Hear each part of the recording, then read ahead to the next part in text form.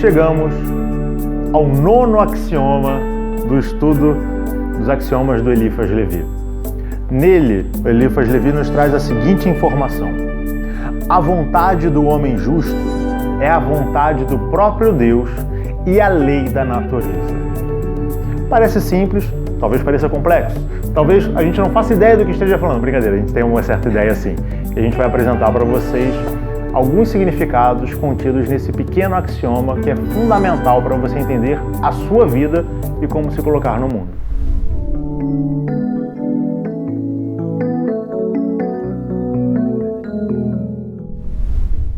E para explorar os ensinamentos que esse axioma traz para a gente, talvez um dos primeiros passos que nós precisamos dar seja entender o que significa justiça. É óbvio que quando a gente fala de uma justiça divina, ela está além daquilo que a gente consegue compreender e acessar, é uma justiça absoluta, e nós, por sermos seres relativos, só conseguimos alcançar essa justiça também de forma relativa. Mas conceitualmente, a gente pode entender a justiça como dar a cada um na medida da sua necessidade.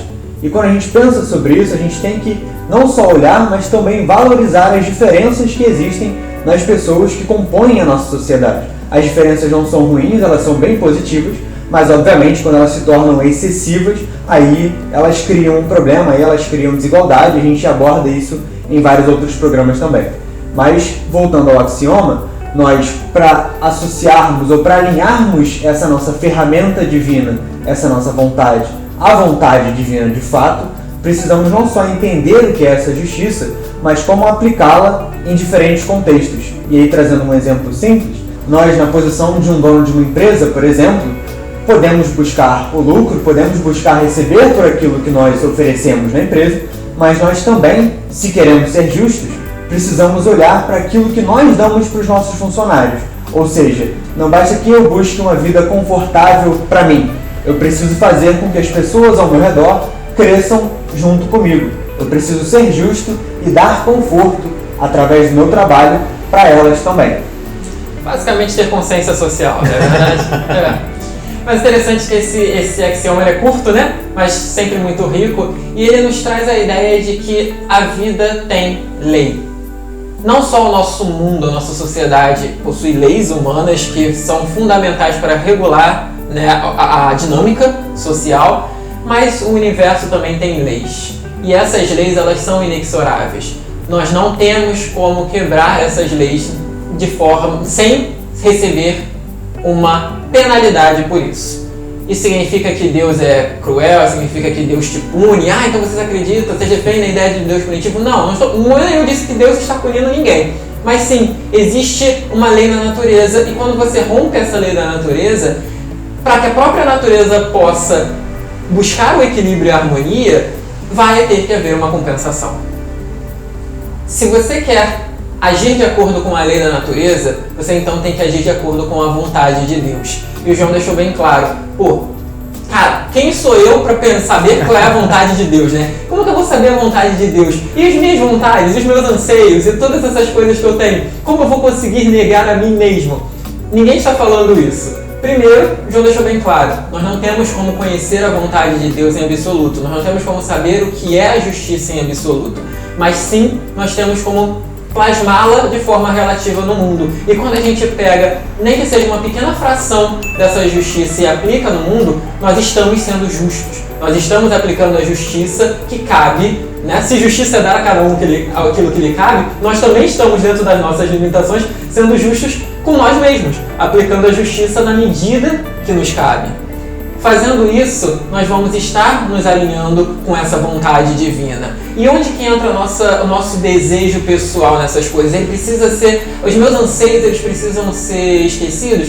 Não, eles não precisam ser esquecidos. Eles podem existir até, mas eles não podem sobrepujar essa justiça. Eles não podem sobrepujar essa vontade. Nós temos que lembrar que o verdadeiro herói da sua história é aquele que se coloca como um instrumento da vontade de Deus. Ele entende que ele existe apenas para dar testemunho, através das suas próprias ações, daquilo que é divino, daquilo que é sagrado. Ele sacraliza a sua vida. A gente já falou isso aqui várias vezes. A gente precisa sacralizar a vida. Como que a gente sacraliza a vida?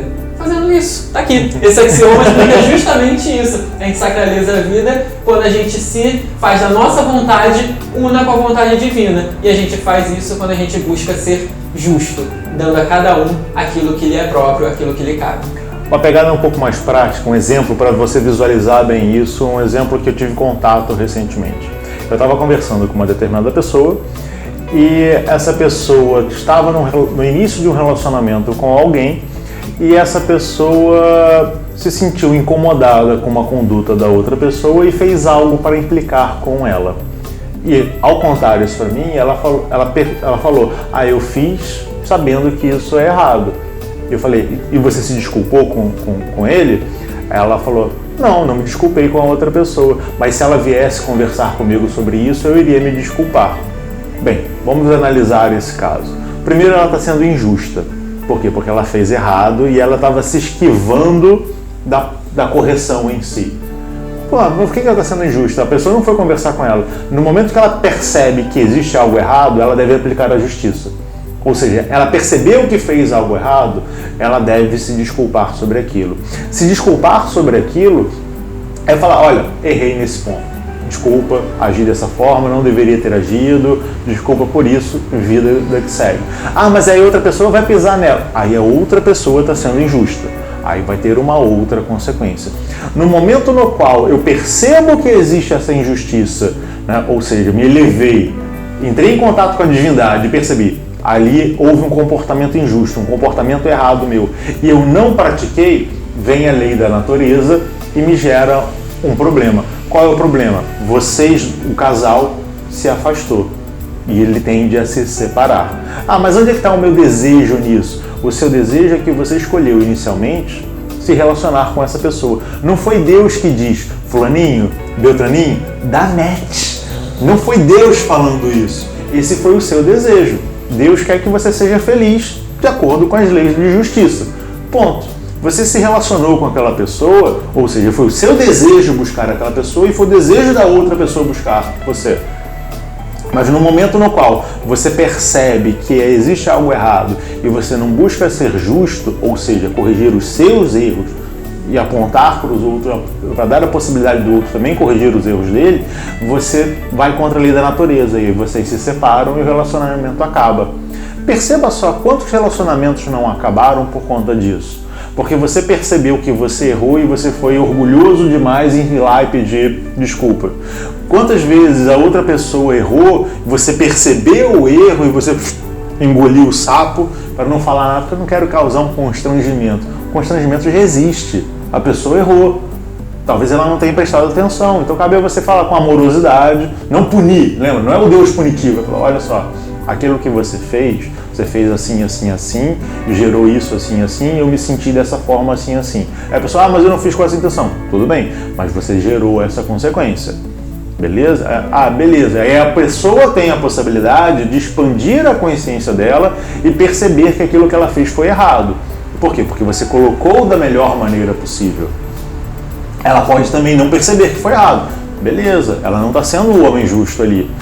Ou talvez, é claro, você também pode ter refletido inicialmente, falar, cara, será que eu me senti constrangido, magoado, porque o outro realmente errou ou porque eu errei?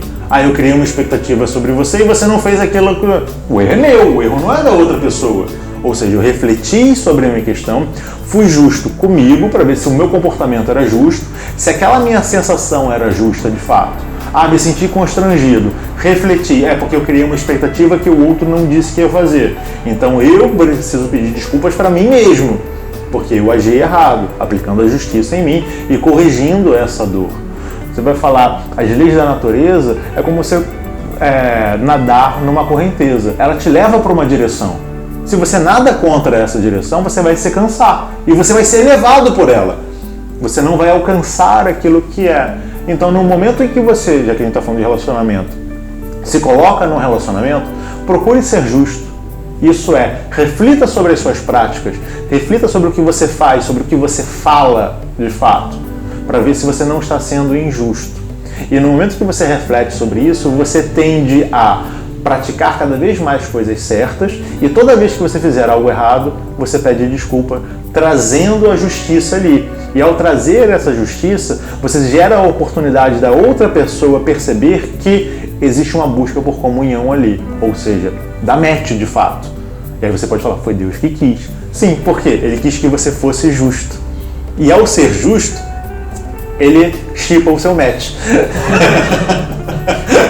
Porque a vontade dele se torna a sua. A sua vontade, você conduz ali. E assim, a gente te espera no próximo programa. Tchau, tchau.